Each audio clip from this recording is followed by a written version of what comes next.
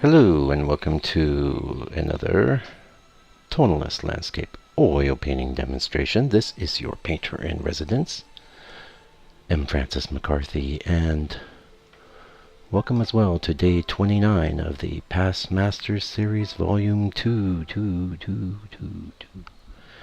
I like that fancy delay. Before I forget, if you like this video, use those mouse muscles. Pick up your arm, move over to the mouse, or if you're on your tablet, try to move your finger.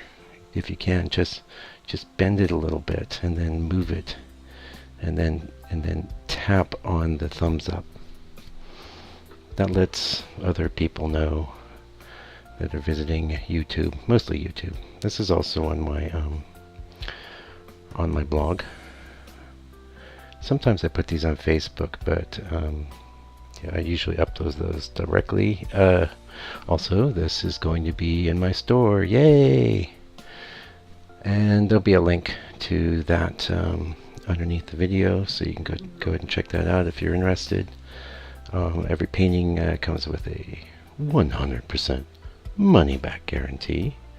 In other words, if you get the painting, you go, wow, I'm not loving this, you know, which will amaze me. But if it does happen, you don't even need to tell me that you didn't like it. You could just say, oh, well, you know, I'm having second thoughts, you know, want to send it back. No problem. You send it back, you get your money back. That's how it works. That's the only way I think that would work for me. So, and I've been stressing that because I can see sometimes that that people do worry about this, you know, but it's all the risk is mine. Anyway, let's talk a little bit about this painting. So this is a study after the late, great Charles Appel, who lived 1857 to 1928. Unfortunately, it seems to be nearly impossible to find out anything else about this guy, which is a shame because the more I get to know his work, the more I love it. I think I read somewhere he was a student of George Ness. I wouldn't be surprised because he gets the glow, you know. But and a lot of that is a result of glazing, I think. He's very consistent in his work, and he's probably growing into being maybe my fourth favorite tonalist. I wouldn't be surprised, actually, if you just look at well, if you count Camille Corot as a tonalist, then he would be the fifth. Because I don't even want to rate Camille Corot with in my pantheon of great painters, because he's so great. You know, once you get up to the upper stratospheres of that particular list, you know, it gets very hard. It all depends on what painting I saw last, you know, because they're all great in different ways. But one of the things I loved about Charles Appel was just the way he approached skies and the way he would get all these different cool colors in there. And as far as what I'm doing here, you can see I've done my initial underpainting with some ivory black, which is thinned down with my painting medium, which is Archival Oils Odorless Lean. I use a quick drying black because I've had problems with the straight up ivory black not drying properly and kind of delaminating with successive, like if I don't paint it right then and there, I'll have problems with it. Say I go a few days in between the underpainting and the painting stage, I can have issues. Although I tended to stop doing that. I used to do that as a matter of course. I would just line up a bunch of paintings, do a bunch of underpaintings, and then have them sitting there ready to go. But when I switched over to the ivory black, I started having, it wasn't acting the same as my previous mixture of alizarin crimson and phthalo green. So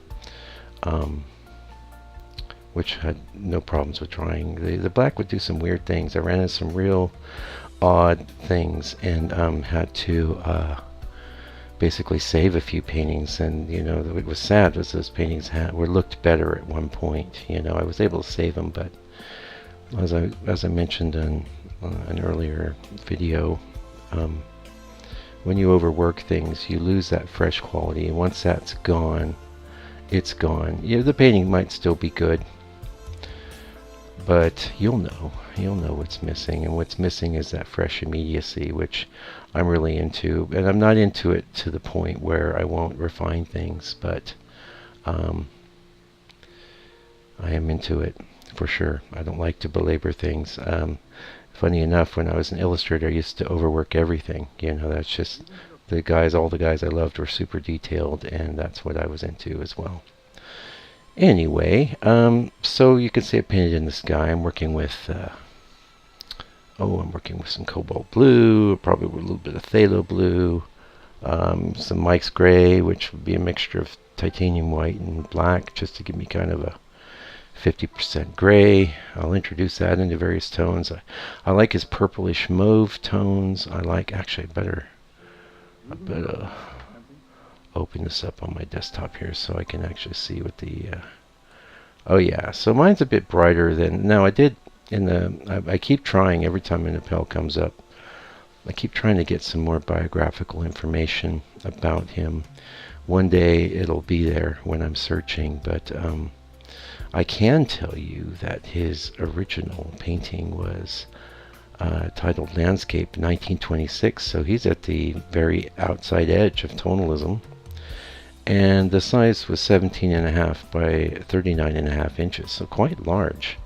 And actually a bit more panoramic than my 5 by 10. So, but I like 5 by 10s. I have the boards cut. I have frames that size, and so I squeezed it a little bit to get it to fit. But I did a pretty faithful and accurate representation of his painting, I feel, and I really enjoyed doing it. One thing you might notice, though, is if you go to my blog, you'll see the originals down at the bottom, or not technically the original, since that's a real-life painting, but you'll see a good photo of what I used as the basis to make my study. That's always the last image in a past masters blog post, so if you haven't been going there to check those out, you can see it, and you're more than welcome to grab that image and make your own study. I'm not at all bothered by that. We don't have any I don't have any copyrights over Charles Appel's work. In fact, Charles Appel and his estate don't either, because it's really, really old. So 1926, that's getting pretty old. Yeah. Anyway, the other thing you might notice is that if you looked at the image at the fore, this is a little yellower. Oh, that's what the point I was going to make. Sorry. So when you're on the blog post, you'll see the originals always feel a lot more yellow than my study. And now I could definitely pull it right in just by glazing it with a thick dollop of transparent earth yellow, and that would give it that tobacco stained quality. But I prefer to make things a little brighter and a little more chromatic, because what I'm doing is adjusting for time. Okay, and if you're an oil painter, you need to be aware of this. There's well, if you're just starting out, if you're a professional oil painter, he's just got some professional curiosity here and is checking me out. All good, I'm not talking to you. But if you're starting out, there's a couple things about oil paint you may or may not know. One is that oil paint actually becomes a little thinner and more transparent over time, so it's good to overcompensate a little bit with your paint. You don't need to shovel it on with a trowel, but you do need to make sure you've got a good thick coat there. If you're getting a lot of tricky effects with super thin paint, you can expect that to become more transparent, and that might lead you to say, well, geez, what about glazing, Mike? And I'd have to say, I don't know. All I know is that all the masters glazed, most of the tonalists glazed, and their paintings still look fine. But it is a thing, so they were using best practices. They were laying down. Where I think this is really critical is with your first painting layer, which is going over usually a darker board. Of course, if it's going over a white canvas or something, you'll get completely different effects. But painting over a dark board like I do, what you'll see is eventually everything's going to get thinner. And now the other thing that happens is that generally these paintings are varnished by somebody, not always the artist. In fact, in many cases, not the artist. It used to be just a practice of art collectors to purchase a painting and have it varnished by a framer, and or someone like that to protect it. And it does protect it. You can, if you have a varnish layer on your painting, then that is any dirt or any grime that hits it can be pretty easily removed by an art restorer in the future.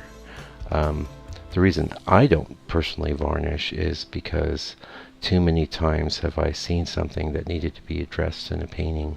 Might have been a small thing, and I want to get in there with the brush. If it has a coat of varnish on it, I have to basically remove that whole coat of varnish before I can do any painting on it. And this can be a real problem because it just kind of creates a mess. So there's two schools of thought on the varnishing. One is that the artist should do it. The other is that the patron should do it, and I'm in the patron should have it done if they want it done. Many painters did not varnish their work, and their work actually holds up fine. In a case like that, to clean a painting, you might use a very delicate solution of some soap and water. And I mean by delicate, I mean very little soap and a lot of water, and a nice clean cloth that won't be scratching the surface of the painting. And you'd be surprised what kind of impact that can have. I've done some restoration work, not restoration work, I've done work where people have brought me old paintings that had problems that needed to be fixed. And in those cases, I would just use soap and water to clean the painting off, because I'm not a professional art restorer, nor do I want to be. I want to create wonderful original works, and in this particular instance here, a wonderful study after a long dead and forgotten amazing painter, Charles Appel. Yeah, so this is our regularly scheduled video. Maybe you saw the bonus video yesterday. I don't know. A lot of those, what I'm doing is doing the bonus videos. I'm just sending them out to people on the mailing list because I don't want to over-clutter the channel. On the other hand, you can watch them or not. That's all good. That's always been my attitude in regards to YouTube. I've built up a pretty decent subscriber base, and I really appreciate that. I appreciate those of you that have been with me since the beginning and supported me, and supported me with comments and likes. And some of you, have bought paintings and things, and or sent me emails telling me how much you appreciate what I do, and that's all great. I love it. Thank you so much for that. But all that said, my attitude is that I do what it is that I feel like doing, what I want to do, and what I can sustain. And this is one of the reasons why I'm able to be as prolific on YouTube as I am. I'm sure you've noticed there's quite a few painters that might have 4 videos that have, 25,000 views or something like that. And where's the rest of the videos? My feeling is that if you're working just to communicate authentically with people that might be interested in what you're doing, then the audience that you need is the audience that you'll get. And you don't need a bigger audience. It's not really, what's the point of a bigger audience that doesn't care. What's the point of that? It makes no sense to me. So again, those of you that do care and do appreciate what I'm doing, thank you so much. And I've been trying to get a few more helpful tips and tricks, and less biographical information about my studio life. And that said, I've got a minute left here, so I will say I did manage to get into some painting in the studio last week.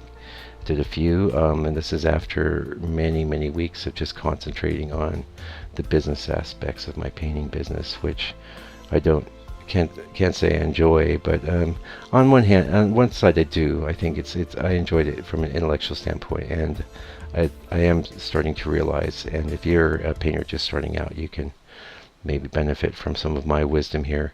You can't ignore that business stuff. No Prince Charming is going to come around to save you. You've got to roll up your sleeves and do it yourself. So that's what I've been doing, but we're getting some painting done too, getting some videos done, and it's all good. Thank you for joining me today. I'll be back real soon with another video. be one of my own little masterpieces. And meanwhile, please do me a favor. Take good care of yourself, your family, your loved ones, your friends, your co-workers, and even general strangers. And while you're doing that, stay out of trouble.